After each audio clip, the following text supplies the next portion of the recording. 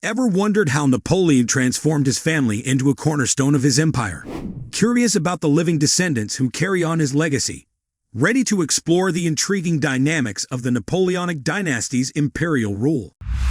The multifaceted life of Napoleon Bonaparte has captivated the imagination of people throughout history. His passionate love affairs, brilliant military strategies, and complex ethical dilemmas during his reign continue to intrigue and inspire generations. However, the narrative of the Bonaparte dynasty holds an equally captivating allure, unveiling the intriguing evolution of its various branches across centuries. The intricate web of Napoleon's descendants unravels with fascinating twists and turns, gaining an even deeper resonance in the modern internet age.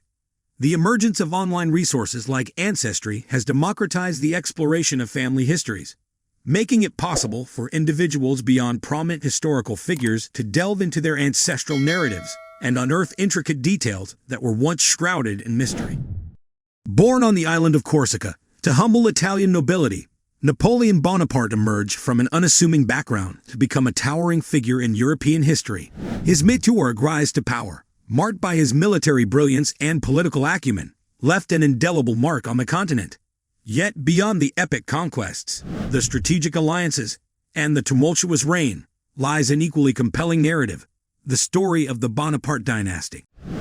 Napoleon's vision extended far beyond his lifetime. He strategically positioned members of the Bonaparte clan in influential seats of power across Europe, thus planting the seeds of a dynasty that would shape the continent for generations to come.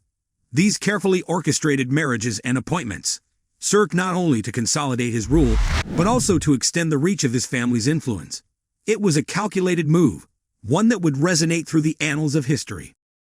The offspring of these strategically arranged unions played their unique roles in the ever-evolving tapestry of European politics and society. Whether as rulers, diplomats, or cultural icons, the descendants of the Bonaparte dynasty left their imprints on various facets of European life. Their stories, often marked by both grandeur and adversity, continue to captivate and intrigue, with some descendants still drawing media attention in the modern age. Yet, amidst the sprawling narrative of the Bonaparte dynasty, one thread stands out: the tale of Napoleon's direct progeny. His personal life, often overshadowed by his larger-than-life achievements, holds its allure and complexity. Napoleon's first marriage to Josephine, despite the passionate love that bound them, did not yield any children. She brought 2 children from a previous marriage into their union, but their inability to conceive an heir cast a shadow of uncertainty over the future of his dynasty. In his relentless pursuit of political security through progeny, Napoleon reluctantly divorced Josephine and entered into a marriage with Archduchess Marie-Louise, a much younger woman, and the daughter of his erstwhile foe, Francis I of Austria. This union, forged in the crucible of political expediency, was a marriage of convenience, meant to secure the emperor and heir who could perpetuate the Bonaparte legacy. Marie-Louise, raised with a vehement anti-French sentiment, was initially prepared to despise this alliance that had been orchestrated primarily for political stability. The fact that Napoleon wasn't even present at their wedding, instead represented by the bride's uncle, added an air of strangeness to the proceedings. However, when Marie-Louise finally met her husband, she found herself pleasantly surprised. As if acknowledging the irony of their situation, she remarked, "You are much better looking than your portrait." This candid and unexpected moment of connection marked the beginning of a complex and evolving relationship between the two. Napoleon, in turn, was equally smitten with his new bride. Observers noted that he was evidently in love with her, to the extent that all of his habits began to revolve around her wishes. Their relationship evolved from a union of convenience into something more genuine, with both individuals experiencing a transformative connection that transcended the initial political machinations. In the wake of their union, Napoleon and Marie-Louise welcomed a son, Napoleon François, who technically assumed the title of Napoleon II. However, this heir apparent would never have the chance to ascend to the throne as emperor. Napoleon's fortunes took a fateful turn as he was toppled from power, exiled to the remote island of Elba, and separated from his family. The young Napoleon François, despite his grand title, was ultimately deposed following his father's final defeat at the Battle of Waterloo. Instead of ruling, he was raised in Austria under the care of Francis I, the very man who had once fiercely opposed Napoleon on the battlefield. The stark contrast between his birthright and the circumstances of his upbringing underscored the twists of fate that defined his life. Tragically, he succumbed to tuberculosis at the tender age of 21.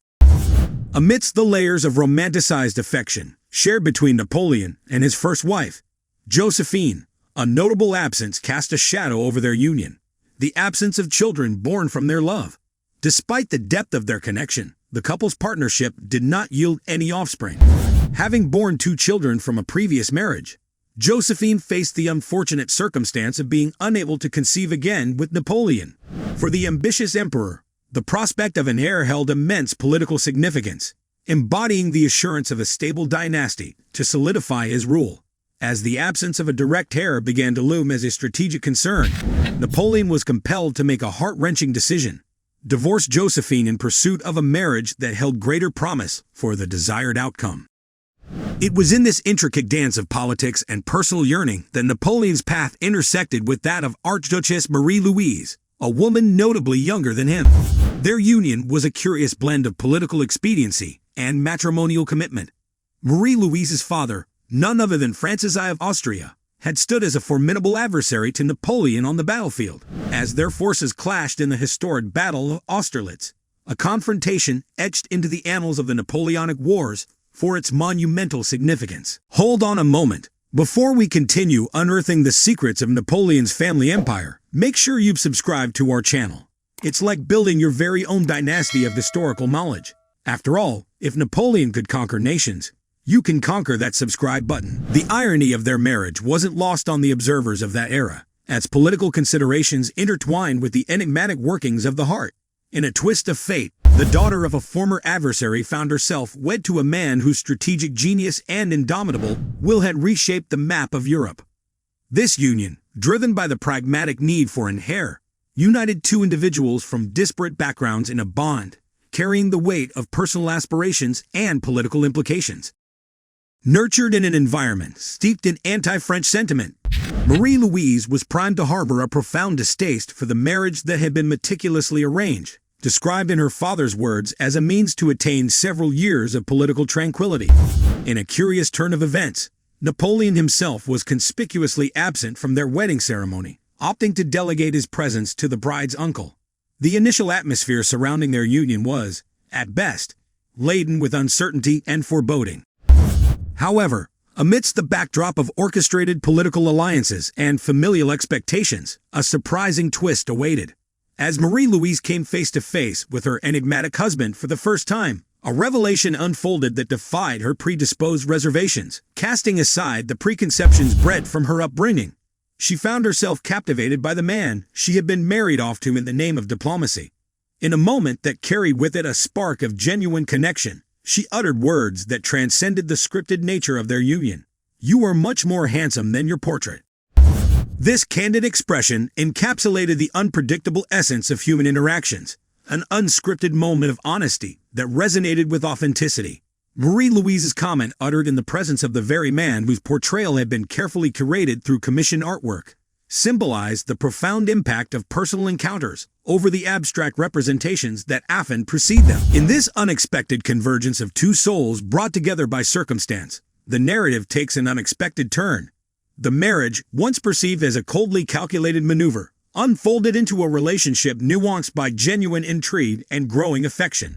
Marie-Louise's surprising revelation, a testament to the power of human connection to transcend even the most carefully woven political machinations, becomes a cornerstone of their unique story, a story that defies expectations, reminding us that the tapestry of history is often woven with threads of surprise, authenticity, and the potential for unforeseen bonds to emerge from the most unlikely of circumstances. In subsequent times, Marie-Louise would pen a heartfelt letter to her skeptical father, asserting, "Unfair judgments have been passed on the emperor. The more one understands him, the more one values and admires him." This candid sentiment painted a portrait of evolving perceptions, reflecting the transformation from initial apprehension to a deepening connection and affection for Napoleon. In a surprising twist, the emperor himself was equally entranced by his new bride, his demeanor revealing an enthusiastic fondness that surpassed mere political calculations. Observers of this dynamic noted that Napoleon's actions and routines began to revolve around his wife's desires, capturing the essence of his infatuation. Marie-Louise's words echo with authenticity, revealing a layer of understanding that transcended the exterior narratives surrounding Napoleon. This newfound perspective underscored the profound impact of personal interactions and genuine intimacy in reshaping perceptions and breaking down preconceived notions. The transformation from skepticism to appreciation mirrored the evolving narrative of their union, as layers of complexity emerged within their relationship. Napoleon's affectionate gestures towards his bride highlighted a dimension of his character that often remained obscured behind the facade of his political persona. Witness accounts painted a vivid picture of his devotion, noting that his habits and choices began to harmonize with her wishes. This revelation served as a poignant reminder that even individuals of commanding stature, whose lives are intertwined with grand historical events, are not immune to the transformative power of love and genuine connection. In the interplay of sentiments, where initial reluctance gave way to deepening understanding and affection, the story of Marie-Louise and Napoleon offers a lesson in the malleability of human perceptions. Their relationship blossomed beyond the confines of political strategy, illustrating that at the heart of even the most calculated unions, there lies the potential for genuine emotion and profound change. Yet, a mere few years after the birth of his son, Napoleon's formidable reign crumbled, and he was banished to the desolate confines of Elba, his connection with his family forever severed. Despite the birth of his heir, destiny had other plans, and the bond between father and son would be eternally marred by the chasms of exile. The mantle of leadership was handed down to Napoleon François, who, although bestowed with the grand title of Napoleon II, would find himself caught in a web of circumstances beyond his control. The specter of his father's final downfall at the Battle of Waterloo sealed his fate, and he never ascended to the throne. Instead, the young Napoleon II grew up in the sheltering embrace of Austria, finding refuge under the care of Francis I, an ironic twist of fate given the historical enmity between their families. In a cruel twist of destiny, the circumstances of his upbringing bore little resemblance to the glory his name once commanded. As the tumultuous waves of history swept away his right to rule, the years unfurled and tragedy cast its pall over his life as he succumbed to the ravages of tuberculosis at the tender age of 21. His poignant self-awareness, even in the face of a life overshadowed by circumstances beyond his control, echoed through his reported musings in his final moments. His lament, "Must I end so young a life that is useless and without a name? My birth and my death, that is my whole story," encapsulated the bittersweet essence of his existence. In these introspective words lies the raw recognition of a life marked by the relentless tide of history, a life trapped between the grandeur of his birthright and the unyielding grip of circumstances that denied him the chance to etch his name into the annals of rulership. Napoleon François, known as Napoleon II in the title but robbed of the opportunity to rule, stands as a poignant reminder of the intricate dance between personal destiny and the sweep of historical forces. His narrative speaks to the ephemeral nature of power, the poignant impact of unfulfilled potential, and the fragile fragility of legacies forged amidst the tumultuous currents of history. The story of Napoleon's direct progeny serves as a testament to the unpredictable interplay of personal destinies and the relentless sweep of history. Their lives, marked by love, ambition, and ultimately tragedy, offer a deeply human perspective on the grand saga of the Bonaparte dynasty. In an era that celebrates both historical reflection and personal discovery, the story of Napoleon's immediate descendants adds yet another layer of intrigue to the captivating epic of the Bonaparte lineage. And that's a wrap for today's video. If you found this journey as intriguing as a river's meandering course, remember to give us a thumbs up, subscribe, and drop your thoughts in the comments below.